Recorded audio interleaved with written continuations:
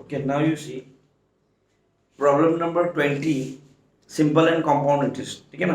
देखो इसमें क्या बोला, क्वेश्चन पहले हम पढ़ लेते हैं. The difference in simple interest on a certain some of money at 14.5% per annum in 3 years and for 1/2 years is rupees 696. Find the sum. देखो यहाँ क्या बोल रहे हैं, the difference in simple interest. Simple interest का difference दिया हुआ है. ठीक है ना. The difference in simple interest on a certain some of money. कुछ एक अमाउंट मनी हम लोग इन्वेस्ट कर रहे हैं. कितना इन्वेस्ट कर रहे हैं हम लोग को मालूम नहीं है. Money at 14.5%. Rate of interest कितना है 14.5%. कितना साल के लिए इन्वेस्ट कर रहा है 3 साल के लिए. एंड फॉर 1/2 4.5 साल के लिए. मतलब 14.5% रेट ऑफ इंटरेस्ट में हम 3 साल और 4 साल के लिए अमाउंट को पैसा को इन्वेस्ट कर रहे हैं. ठीक है ना. प्रिंसिपल सम को इन्वेस्ट कर रहे हैं और इस दोनों का डिफरेंस है 696. अब हमको ये पूछा है फाइंड द सम. हमको ये पूछा है कि कौन सा अमाउंट इन्वेस्ट कर रहा हो. What is the amount which you invest in that particular investment. Clear. देखो क्या करना है. तो यहाँ तो हमको मालूम नहीं कितना पैसा इन्वेस्ट कर रहा है, लेकिन सिंपल इंटरेस्ट हम पहले निकाल लेते हैं यहाँ पे. So you see here first case या इन फर्स्ट केस लिख सकते हैं. फर्स्ट केस लिखिए.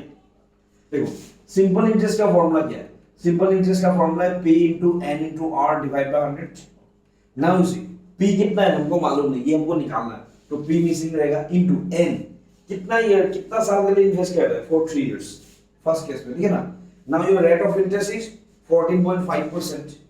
ये 14.5% 14.5 डिवाइडेड बाय 100. अब ये सॉल्व करके देखो कितना आएगा.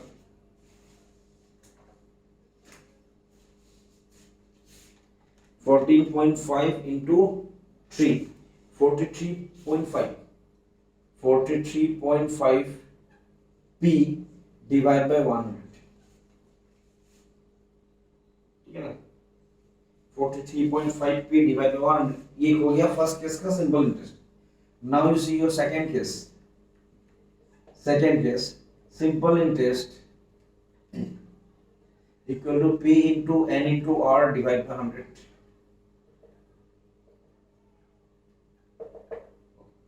कितना है प्रिंसिपल ये भी मालूम नहीं हमको. N नंबर ऑफ इयर्स कितना साल के लिए इन्वेस्ट कर रहे हैं.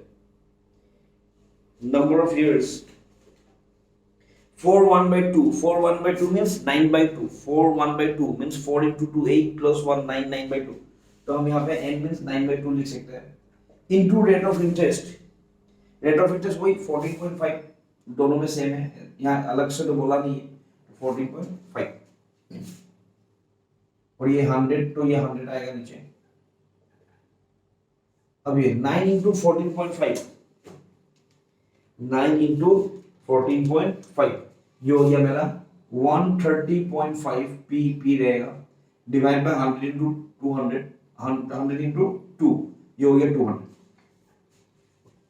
अब देखो करना क्या है. अब यहाँ पे ये बोला है दोनों का डिफरेंस कितना होगा. इस दोनों का डिफरेंस होगा मेरा 696. दोनों का डिफरेंस होगा 696. अब रह गया कि हम लोग इससे इसको माइनस करें. मतलब first case minus second case ना second case minus first case. Obviously second case minus first case होगा, क्योंकि अब ये देखो फर्स्ट केस में हम 3 साल के लिए इन्वेस्ट कर रहे हैं. सेकंड केस में हम 4.5 साल 9/2 4 1/2 4.5 साल के लिए इन्वेस्ट कर रहे हैं. तो जब भी इन्वेस्टमेंट का पीरियड बढ़ेगा इंटरेस्ट बढ़ेगा. इट मींस सेकेंड केस का जो इंटरेस्ट है वो फर्स्ट केस का इंटरेस्ट से ज्यादा होगा. It means the interest in second case is more और is higher in comparison to the interest in the first case, because in second case the number of years is more in comparison with the number of years in the first case. Second case में first case से number of years ज्यादा है, तो जब हम अपना amount investment ज्यादा period के लिए करेगा तो ऑब्वियसली इंटरेस्ट बढ़ेगा. तो हमको ये समझ में आ रहा है कि सेकंड केस का इंटरेस्ट फर्स्ट केस से ज्यादा है, तो हमेशा बड़ा से छोटा वाला माइनस होगा. तो हम सेकंड केस का इंटरेस्ट माइनस फर्स्ट केस का इंटरेस्ट करेगा. ठीक है ना. By the question first case second case interest 130.5 P divided by 200 minus first case interest 43.5 P divided by 100. Equal to, अब इस दोनों का डिफरेंस क्वेश्चन में दिया हुआ 696, ये आ गया मेरा 696। अब एक इक्वेशन बन गया, अब इस इक्वेशन को सॉल्व करने से p निकल के आ जाएगा और हम लोग को p ही निकालना है।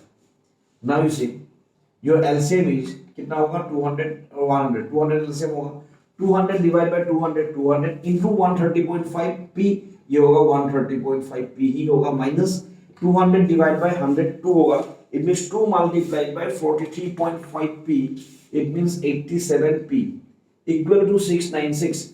अब पहले हम क्रॉस मल्टीप्लाई कर देते हैं, इसको माइनस करेगा 130.5 माइनस 87 इक्वल टू 43.5 p, और यहाँ पे 200 इंटू 696, ये हो गया मेरा 138,000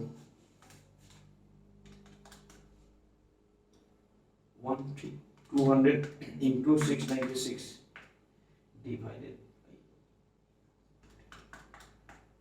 हाँ अब देखो ये क्या होगा, p equal to 138,000 divide by 43.5।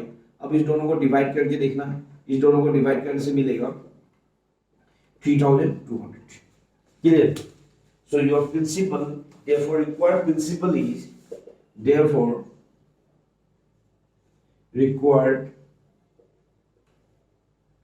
principal is rupees 3,200. So this is your answer.